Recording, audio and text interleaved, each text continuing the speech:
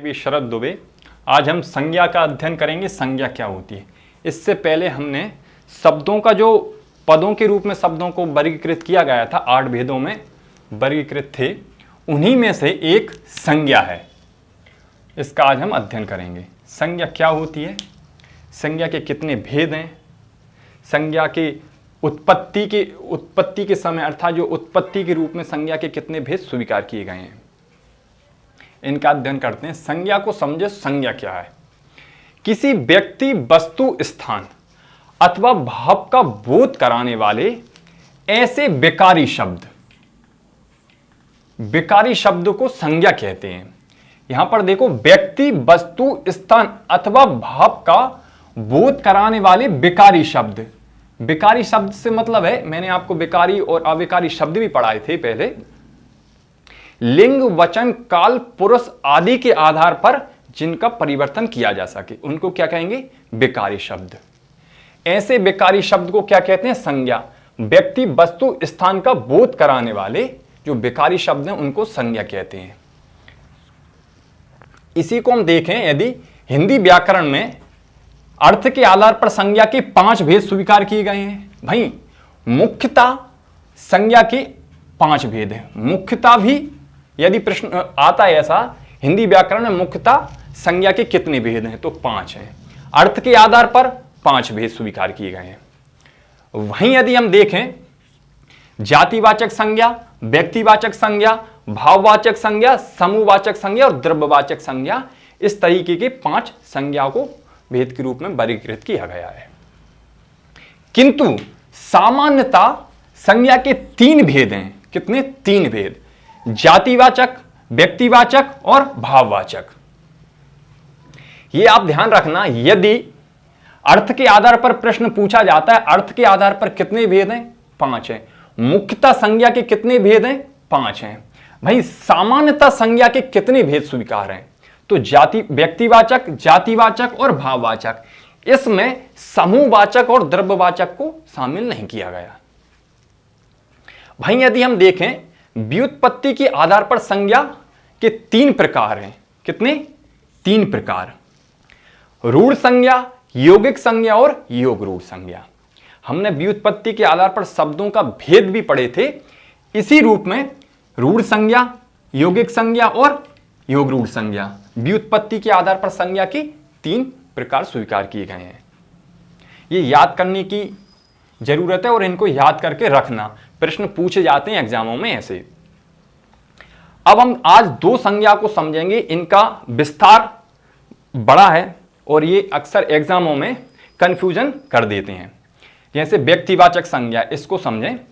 जो संज्ञा पद व्यक्ति विशेष, स्थान विशेष का बोध कराते हैं, उनको क्या कहेंगे?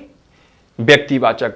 व्यक्ति विशेष और स्थान विशेष का बोध कराने वाले जो शब्द हैं, उनको संज्ञा कहते हैं। जैसे स्त्री पुरुष का नाम है, नदियों के नाम है, झीलों के नाम है, ग्रहों के नाम है, पर्वतों के नाम है, दिनों के नाम है, त्योहारों के नाम है, देश के नाम है, सड़क के नाम है, दिशा के नाम है, योजनाओं के नाम है, भाई त्योहारों के नाम है, बांधों के नाम है। इनका विस्तार, व्यक्तिवाचक संज्ञा जो है, इसका व्यापक विस्तार है।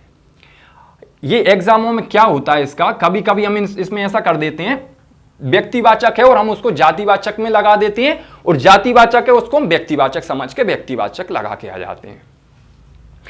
पुरुष स्त्री का नाम से मतलब है, किसी अपने घरों में नाम देखो, किसी का भी नाम हो घर में, आपका स्वयं का नाम भी एक क्या है? व्यक्तिवाचक है। जैसे महेश, अवधेश, पूजा, शिवानी, आरती, ये जितने भी नाम हैं, वे सभी क्या है?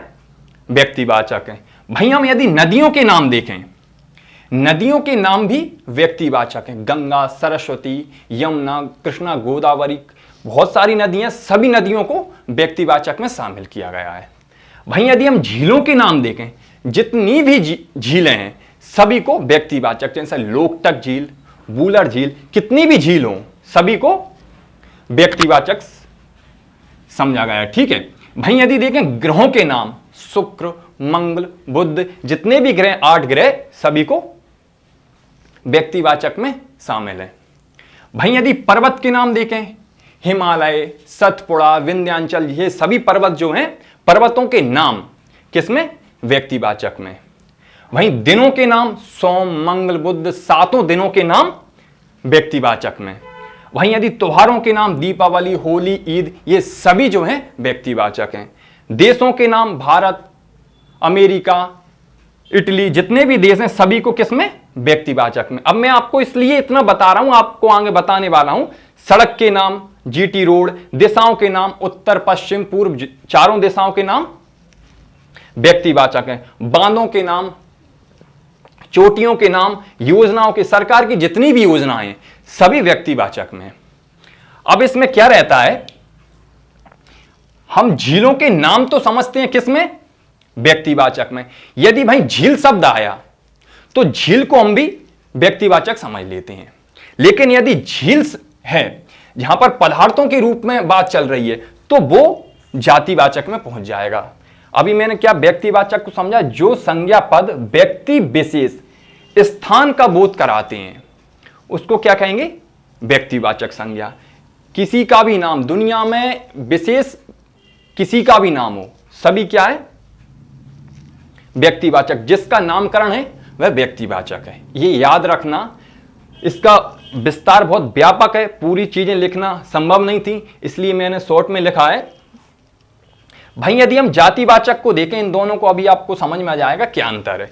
जातिवाचक में जो संज्ञा पद समान विशेषताओं वाले, इसमें याद रखना समान विशेषताओं वाले प्राणियों और वस्तुओं के किसी वर्ग, यहां पर वर्ग शब्द देखो, जो संज्ञा पद समान विशेषताओं वाले प्राणियों, वस्तुओं के किसी वर्ग का बोध कराते हैं उसको क्या कहेंगे? जातिवाचक। इसमें क्या था?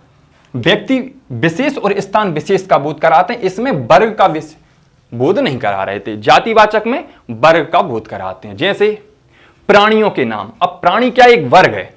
प्राणी में कौन होगा? मनुष्य होगा, देव होगा, नाग होगा, किन्नर होगा, मनुष्य। मनुष्य कौन से मनुष्य? सभी मनुष्य। हम बोलते हैं किसी विशेष क्षेत्र में यदि हम गए हैं तो वहां के तो जो मनुष्य हैं उनका व्यवहार उचित नहीं है, तो इसी तरीके कौन सा मनुष्य के व्यवहार नहीं है, वहां के पूरे पर्टिकुलर जो मनुष्य हैं वहां के मनुष्यों का व्यवहार ठीक नहीं लगा हमको।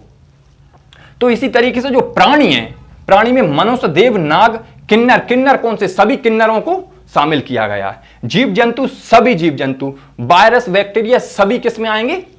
अपने कौन सा वायरस? अब ये थोड़ी पर्टिकुलर नाम थोड़ी, वायरस के अंदर बहुत सारे वायरस, बैक्टीरिया के अंदर बहुत सारे बैक्टीरिया हैं।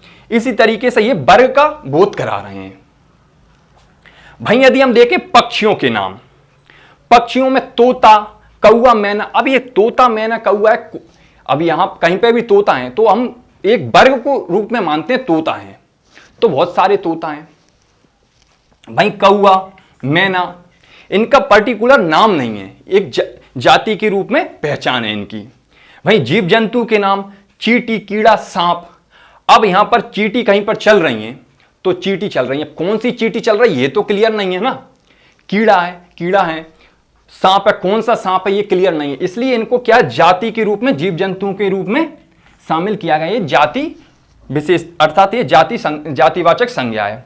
भाई यदि हम व्यवसायी देखें, वकील, डॉक्टर। अब ये व्यवसायी, वकील, कौन से वकील ये क्लियर नहीं है, डॉक्टर है, बहुत सारे डॉक्टर हैं। तो जितने भी व्यवसायी हैं वे सभी किस में आएंगे? जातिवाचक में। भाई यदि हम व्यवसायों का नाम देखें, जैसे चिकित्सा, चोरी, वकालत। किसी हॉस्पिटल में गए चिकित्सक के लिए तो हम क्या बोलेंगे? हम अस्पताल गए हुए हैं चिकित्सा हेतु। अब चिकित्सा हेतु गए लेकिन वहां पर बहुत सारे डॉक्टर मिलेंगे आपको। अब डॉक्टर के अंदर भी कौन सा डॉक्टर, मतलब उसका पर्टिकुलर नाम भी नहीं है पता कौन सा डॉक्टर है, तो इसलिए इसको डॉक्टर को भी व्यवसायी जो है ना, जितने भी व्यवसायी लोग हैं उनको भी जातिवाचक में, और भाई व्यवसाय जितने भी हैं उनको भी अपन जातिवाचक में रखते हैं। जैसे चोरी, वकालत। अब वकालत कौन कर रहा है? वकील कर रहा है, लेकिन कौन सा वकील? सभी वकील वकालत करते हैं।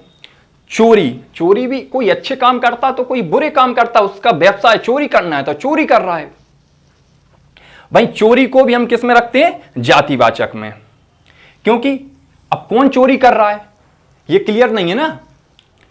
वकालतवी, पदार्थों के नाम, मैंने आपको बताया था नदी के नाम व्यक्तिवाचक होंगे और पदार्थों के अंदर आते हैं नदी, झील, झरना। ये यदि नदी शब्द है तो वो कहां पर आएगा? जातिवाचक में। नदी कौन सी? सभी नदियों को शामिल किया गया एक वर्ग के रूप में। भाई झील, कौन सी झील? ये क्लियर नहीं है, यानी झील सभी झील। भाई झरना को देखें, कौन सा झरना? ये क्लियर नहीं है, यदि झरना के नाम है तो इसमें आएंगे व्यक्तिवाचक में। यदि सिर्फ झरना है तो सभी झरनाओं को शामिल किया गया है इसमें, तो अपना जातिवाचक में। भाई पदों के नाम, थानेदार, आयुक्त, सचिव, भृत्य। थानेदार जो शब्द है, थानेदार को कभी कभी क्या रहता है, ये शब्द आ जाता है तो इसमें हम व्यक्तिवाचक समझ लेते हैं। उसका कारण क्या है? थाने में एक थानेदार होगा, ये समझ के थानेदार को हम व्यक्तिवाचक समझ लेते हैं। एक ही व्यक्ति होगा थानेदार को अपन किसी, लेकिन यहां पर आप ये देखो, थानेदार शब्द जो है वो किसी व्यक्ति, एक पद के लिए बताया है, लेकिन पद जो है थानेदार, ये पूरे थानेदारों को शामिल किया गया है इसमें। कौन सा थानेदार है ये क्लियर नहीं है, इसलिए ये ना समझ लें कि किसी विशेष थाने की बात चल रही है। यहां पर थानेदार पद में सभी थानेदार हैं। आयुक्त में कौन सा आयुक्त ये क्लियर नहीं है, सभी जितने भी आयुक्त हैं पदों में वे सभी अपने जातिवाचक में माने गए हैं। सचिव भी, भृत्य भी। भाई वस्तुओं के नाम देखें, पंखा, दरवाजा, घर।